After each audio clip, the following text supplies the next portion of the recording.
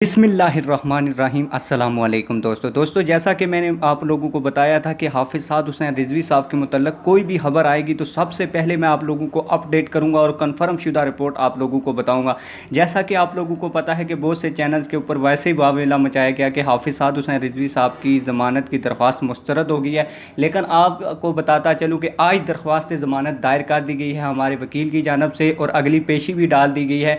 और ये भी बताता हूँ कि ये पेशी कब है, तमाम तर चीज़ें विद इन डिटेल आप लोगों तक पहुंचाऊंगा। और ये भी इस वीडियो के अंदर मैं आप लोगों को बताऊंगा कि मुफ्ती मुनीबुर रहमान और जमात इस्लामी ने मिलकर हाफिज़ साद हुसैन रिजवी साहब के लिए एक दबंग प्रेस कॉन्फ्रेंस की है, जो प्रेस कॉन्फ्रेंस आगे चल के मैं आपको वीडियो के अंदर दिखाऊंगा।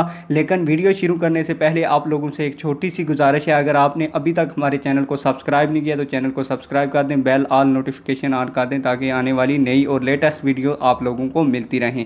तो आप लोगों को बताता चलूँ कि हाफिज़ साद हुसैन रिजवी साहब की दरख्वास्त ज़मानत जो नज़रबंदी को 7 मई से बढ़ाकर 1 महीना यानी कि 7 जून तक कर दिया गया था, आज इसके खिलाफ रिट तहरीक लब्बैक पाकिस्तान के एक वकील ने दायर कर दी है।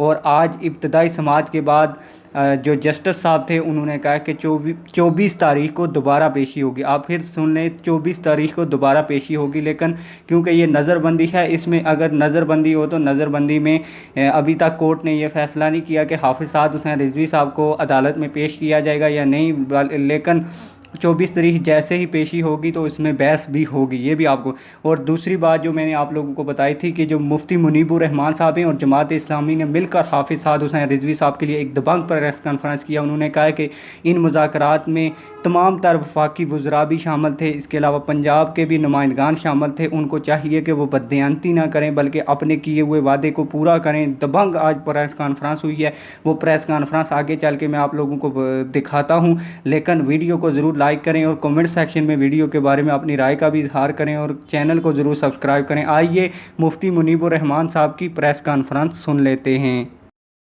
मैं ये कहूँगा कि गवर्नर पंजाब, वफाकी वज़ीर मज़हबी अमूर, वफाकी वज़ीर दाखिला, वज़ीर कानून पंजाब ने तहरीक लब्बैक पाकिस्तान के साथ तहरीरी मुआहदा किया।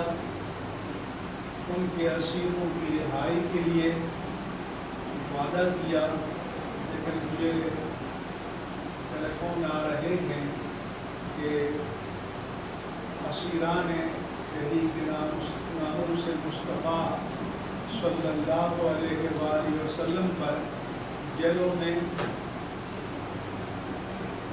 अज़ियतें उनको पहुँचाई जा रही हैं और उनके सरबराह हाफिज़ साद हुसैन रिजवी को कैद तन्हाई में रखा गया है। इसलिए मैं मुतवज्जे करता हूँ, मुतनब्बे करता हूँ कि जो तहरीरी वादा किया है उसकी पासदारी की जाए और लोगों को इंतहा पसंदी पर मजबूर न किया जाए।